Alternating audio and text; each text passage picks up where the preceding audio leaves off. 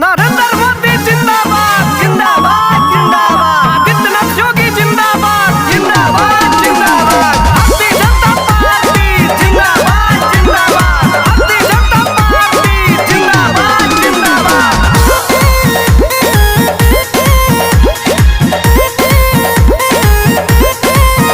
सपावालन का साइकिल कबाड़ हो गई, जातिवादी समीकरण बेकार हो गई।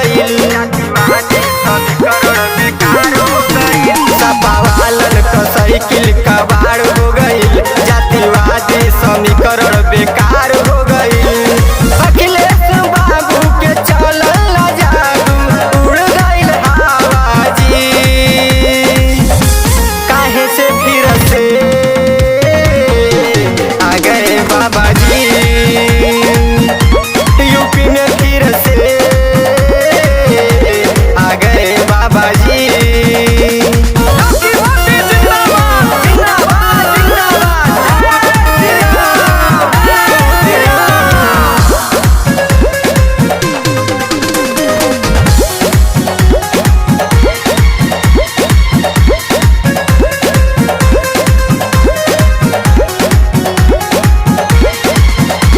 सपा का राजा घायल बा, सत्ता का नशा भुकाइल बा, परिवारवाद पगलाइल बा, जब से भगवा लहराइल बा।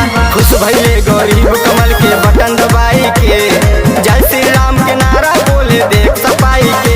ए बिहारी ने हसीन तू लगा के दूरबीन, ए बिहारी ने हसीन तू लगा के दूरबीन, देखा यूपी में का बाजी, काहे से फिर से आ गए बाबा जी, बुलडोजर वाले आ गए बाबा जी।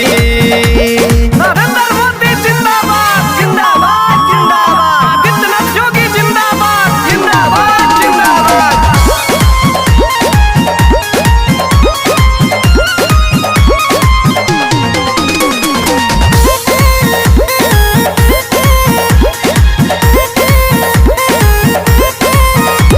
ये चाचा का गुसियाला हो, बाबा से काहे डराला हो, झूठो ना करा हाला हो, या कुछ ना हो के वाला हो। गुंडागर्दी छोड़वा ना तो बुलडोजर आई, गारवा दुआर कुछ बचे ना पाई। नीचे धारा तू लाठी छोरा लाल गमछी, नीचे धारा तू लाठी छोरा लाल गमछी, जाके भैंस चरावा जी, काहे से फिर से आ गए बाबा जी, यूपी में फिर से आ गए बाबा